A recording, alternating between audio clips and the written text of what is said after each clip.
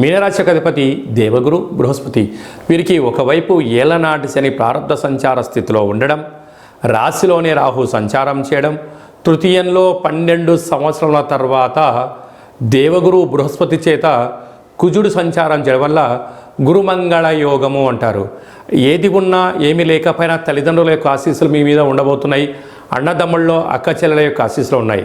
అందుకే మనకు రామరాజ్యాన్ని ఒకసారి పరిశీలించినట్లయితే రాముడు వెంట తన సొంత తమ్ముడు ఉన్నాడు కనుకనే అక్కడ విజయాన్ని తను సాధించగలిగాడు.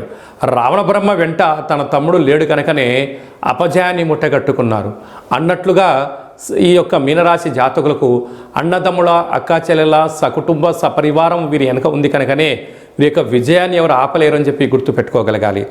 సంవత్సరం తర్వాత రవి సింహరాశిలో స్వక్షేత్రకంగా ఉంటూ అక్కడే బుధుడితో కలిసి ఉండడం, అక్కడే శుక్రుడితో కలిసి ఉండడం వలన